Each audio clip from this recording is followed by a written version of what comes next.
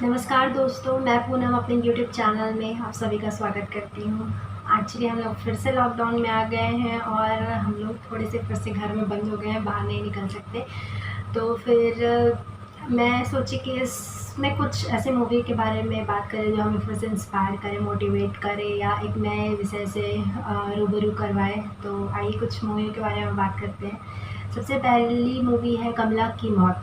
कमला की मौत एक ऐसी मूवी है जिस वजह से कमला की मृत्यु होती है या जो सुसाइड करती है वो जिस वजह से उसी उसी को रिलेट करके ये पूरी कहानी गढ़ी गई है। और जिसमें उसकी नेबर रहती है, उसकी फ्रेंड, वो और उसके पूरे परिवार वाले उस सेम सिचुएशन से गुजरे रहते हैं, लेकिन उससे वो लड़कर बाहर निकल जाते हैं और एक अच्छी ज़िंदगी जीते हैं।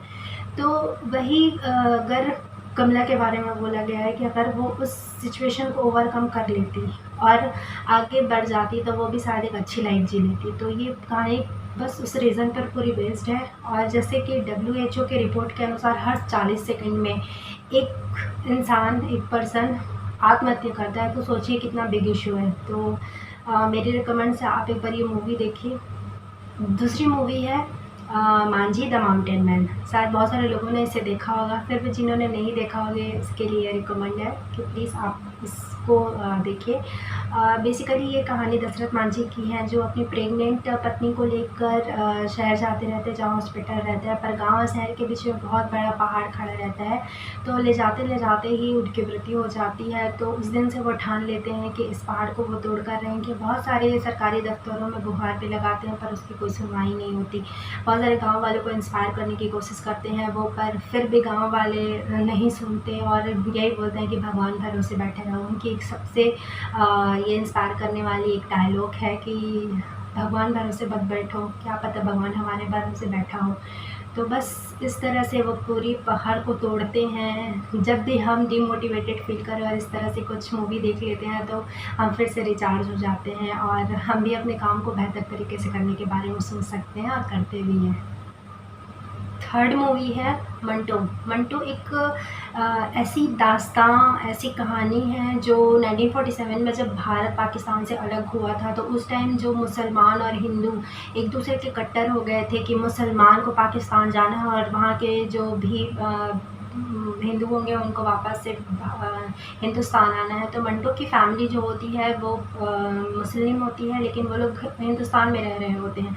उनके बहुत ख़ास दोस्त भी होते हैं वहीं हिंदू जो होते हैं, पर इतनी ज़्यादा लड़ाई बढ़ जाती है कि वो इतनी दहशत में आ जाते हैं कि ज़बरदस्ती उनको पाकिस्तान जाना पड़ता है हिंदुस्तान को छोड़कर। वो उनका पूरा बचपन यहाँ बीता रहता है तो वो उस ख़्यालों में बहुत डूब जाते हैं और मतलब वो उनकी एक मानसिक तनाव और मानसिक स्थिति को बहुत बिगाड़ देती है, जिसके कारण वो बहुत ज़्यादा शराब के आदी हो जाते हैं।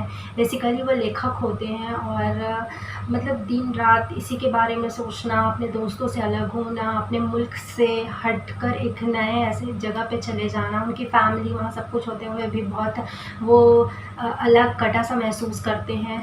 तो मैंने इतना पढ़ लिया है ये पाकिस्तान और इस तरह की त्रासदी अलग होने पर 1947 में जो कुछ भी हुआ था, तो मेरे दिल बहुत दहल जाती, पर चाह करके मैं इस विषय से अलग नहीं हो पाती। होप सो बहुत सारे ऐसे लोग होंगे जो इस विषय पर पढ़ना देखना भी पसंद करते होंगे।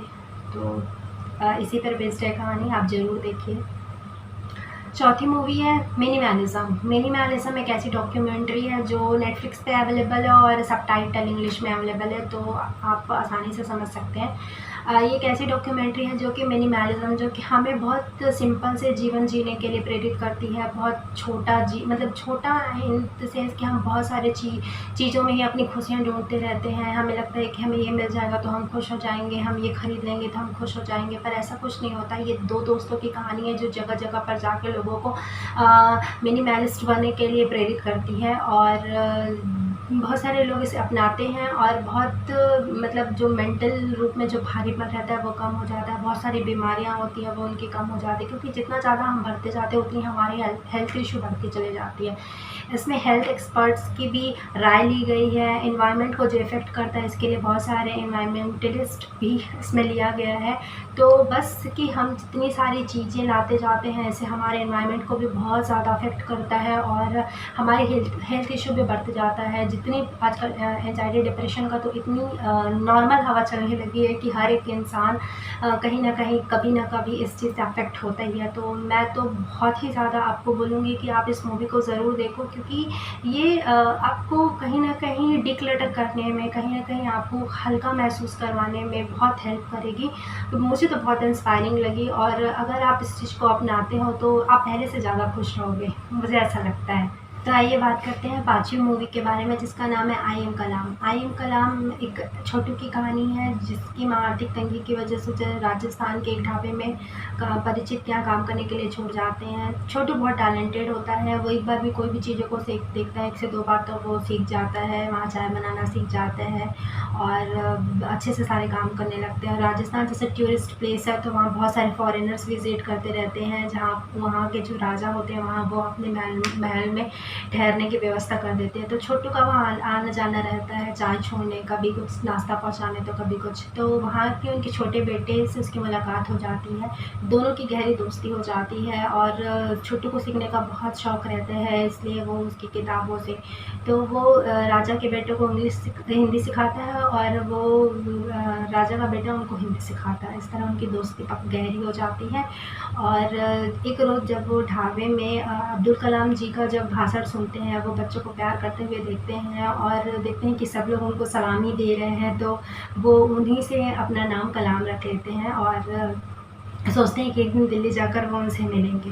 पर एक रोज़ जो राजे के बेटे रहते हैं, उनके बुक्स इसके पास रहता है इंग्लिश का, तो एक चोरी का इसके ऊपर इल्ज़ाम लग जाता है। तो वो सबको छोड़ छाड़ के ट्रक में वहाँ चले जाते हैं दिल्ली, और फिर वो राष्ट्रपति भवन जाते हैं और अपनी चिट्ठी बोलते हैं कि मेरे को राष्ट्रपति जी से मिलना है, कलाम जी से, मुझे ये चिट्ठी पहुंचानी। तो वो घाट के पास छोड़ देते हैं। फिर सब लोग, उन्हें जब पता चलता है कि वो चोरी नहीं की हैं, तो राजा के बेटे और बहुत सारे उनके जो ढाबे में काम करने वाले जो मालिक और उनकी माँ, सब लोग उन्हें ढूंढने के लिए वहाँ पहुँचते हैं। बहुत इंस्पायरिंग मूवी है। वैसे भी ऐसे छोटे कलाकारों को भी मौका देना चाहिए। वैसे भी आजकल तो नेपोटिज़्म की बहुत बातें होने लगी है।